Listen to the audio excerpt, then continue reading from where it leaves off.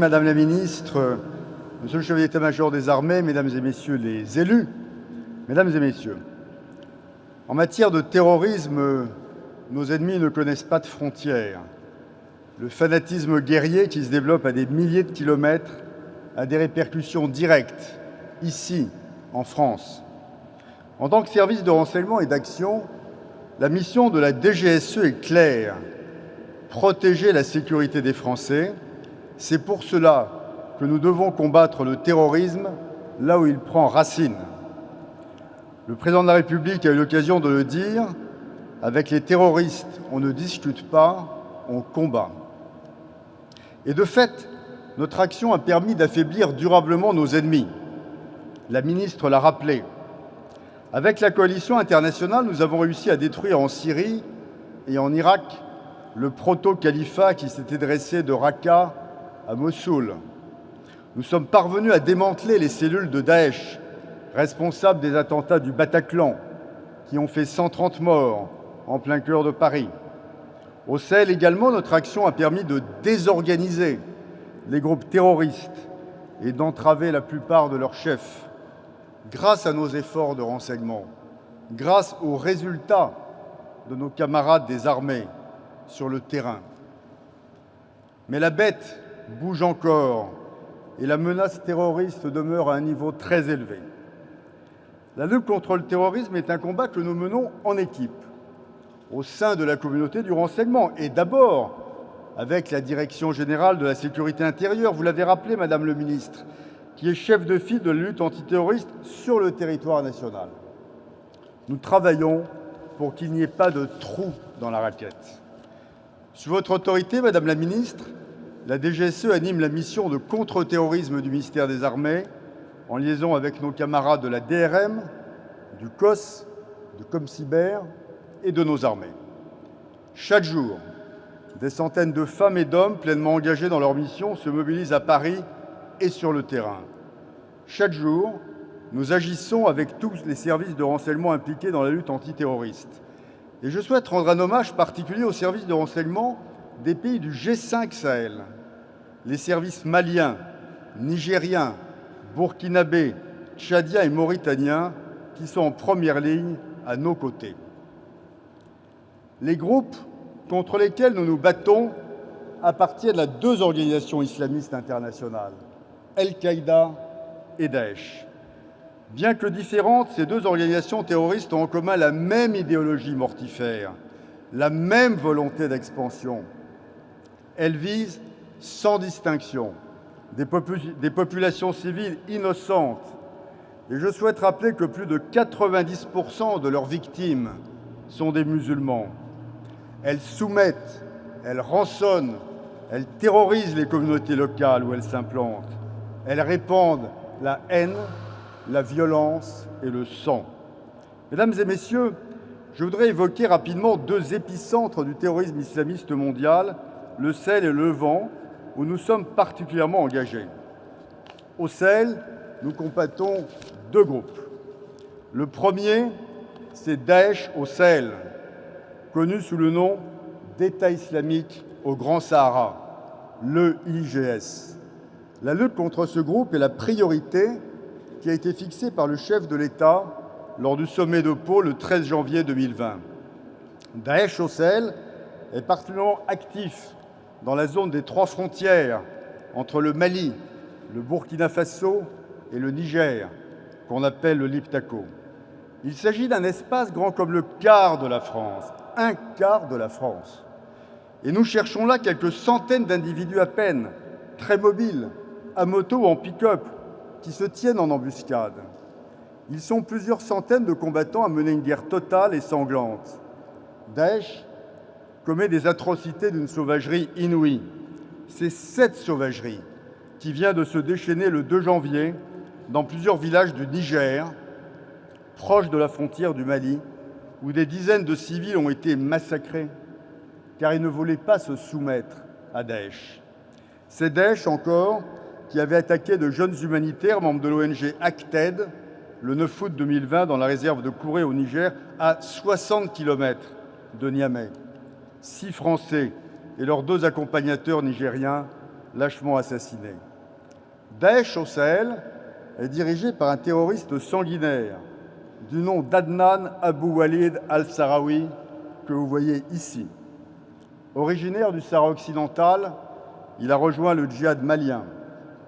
Il est secondé par un autre Sahraoui, dénommé Abdelhakim, connu pour les amputations, les décapitations qu'il pratique, comme on le voit sur cette photo récente que nous avons récupérée. Nos efforts incessants ont permis de porter des coups très durs à Daesh au Sahel. Ces combattants se cachent dans le désert, alors que les armées maliennes et nigériennes réinvestissent les bases militaires qu'elles avaient été contraintes d'abandonner au début de l'année 2020. Le deuxième groupe que nous combattons, c'est Al-Qaïda au Maghreb islamique. Al-Qaïda au Maghreb islamique, c'est une coalition de groupes terroristes réunis sous la bannière noire d'Al-Qaïda et dirigée par les successeurs d'Oussama Bin Laden. La menace qu'ils représentent est la plus ancienne, la plus insidieuse. Progressant depuis le début des années 2000, ils se sont implantés dans le nord du Mali à partir de 2012. Ils ont commencé à fondre sur Bamako début 2013, déclenchant à la demande des autorités maliennes notre opération militaire Serval. Nous savons, mesdames et messieurs, qu'ils ont un agenda caïdiste internationaliste. Al-Qaïda est responsable des attentats meurtriers qui ont ensanglanté la région et visé des Occidentaux, comme en 2015 à Bamako, en 2016 à Grand-Bassam en Côte d'Ivoire, en 2017 comme en 2018 à Ouagadougou. À cela s'ajoute une liste de près de 60 ressortissants étrangers kidnappés, parmi lesquels de nombreux Français, dont plusieurs lâchement assassinés. Le souvenir de ces horreurs est encore très vif. Avec nos partenaires, et notamment nos partenaires africains, comme l'a souligné la ministre, nous travaillons à identifier les chefs d'Al-Qaïda. Nous transmettons ensuite à nos armées des renseignements très précis sur leur manière de vivre et leur localisation, les puits qu'ils utilisent, les oueds et les adrars qu'ils parcourent, les villages qu'ils fréquentent. Et lorsque nous apprenons qu'un responsable s'y trouve au volant de son pick-up, nos armées prennent la main. Cela a permis des opérations décisives. En novembre 2020, par exemple, c'est de cette manière que nous avons neutralisé le terroriste Ba Aghmoussa, coordonnateur des opérations militaires d'Al-Qaïda au Sahel. Acculés, privés de leur chef, ceux qui restaient se sont réorganisés autour d'une structure commune en mars 2017, le Rassemblement pour la victoire de l'islam et des musulmans, ou JNIM en arabe, qui n'est rien d'autre qu'Al-Qaïda au Sahel. Sous l'égide du terroriste malien Yad Ag-Ghali, ancien mercenaire touareg devenu un émir renommé au sein d'Al-Qaïda, il tente d'apparaître comme plus présentable en se dissimulant parmi les populations, tout en enrôlant de force des jeunes désœuvrés. Sur la photo que vous voyez, prise en mars 2017, Yad Ag-Ghali est entouré par ses 4 principaux lieutenants. Chacun d'eux a enrôlé des combattants issus des communautés maliennes, aujourd'hui captives des djihadistes, des Arabes, notamment de Tombouctou et de Gao, des Touaregs ou encore des Peuls du Massina. Ces individus sont des assassins. Ils ont tenté de semer le chaos au Sahel. Et depuis le Mali, ils ont travaillé à des attaques contre nous. Ils ont travaillé à des attaques contre nos partenaires africains. Ils réfléchissent à des attaques dans la région et en Europe. Ce sont les fils spirituels d'Oussama Bin Laden. Depuis 2017, 3 d'entre eux ont été neutralisés. Le Malien Mohamed Ould Nouimi, chef de la Katibat Al-Mourabitoun. L'Algérien Yahya Abouhelmam, chef de l'émirat de Tombouctou. Le Marocain Ali Maïchou, juge suprême d'Al-Qaïda au Sahel. Comme vous le voyez, la mainmise des combattants étrangers et internationalistes est très forte dans le djihad sahélien. La plupart des commandants ne sont pas maliens, ce sont des étrangers. Aujourd'hui, leur chef, Yad El-Rali, est toujours là. Il incarne la stratégie d'Al-Qaïda au Sahel. Ce n'est pas un homme qui pense le terrorisme, c'est un homme qui le pratique au quotidien. Il n'hésite pas à se mêler à ses troupes, assoiffées de violence. Il n'hésite pas à prendre lui-même les armes. Il n'hésite pas à faire exécuter des innocents.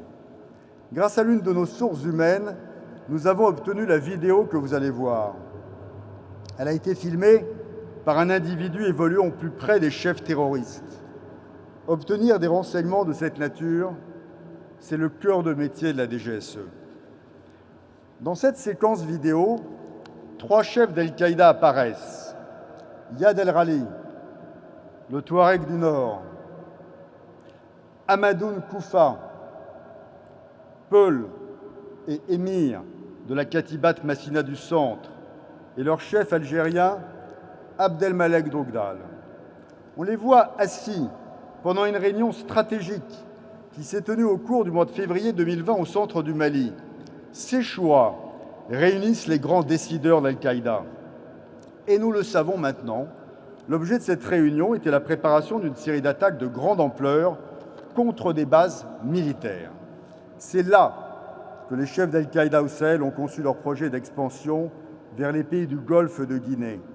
Ces pays sont désormais des cibles, eux aussi, et pour desserrer l'étau dans lequel ils sont pris et pour s'étendre vers le sud, les terroristes financent déjà des hommes qui se disséminent en Côte d'Ivoire ou au Bénin. Des combattants ont également été envoyés aux confins du Nigeria, du Niger et du Tchad, où plusieurs groupes issus de Boko Haram continuent de tisser leur toile et d'assassiner. En neutralisant Abdelmalek Droukdal, l'émir historique d'Al-Qaïda au Maghreb islamique, nous avons éliminé le cerveau de dizaines d'opérations de la sorte. Abdelmalek Droukdal, je le souligne, était un ancien membre du groupe islamique armé, le trop fameux et barbare GIA, ce groupe terroriste algérien qui avait commis à Paris les attentats du RER-B en 1995, qui avait fait 8 morts et 200 blessés. Et durant les 30 années de son djihad armé, Abdelmalek Droukdal a eu beaucoup de sang sur les mains. Il s'est fait connaître pour sa sauvagerie. C'est lui qui a supervisé tous les enlèvements et les attentats commis dans la région.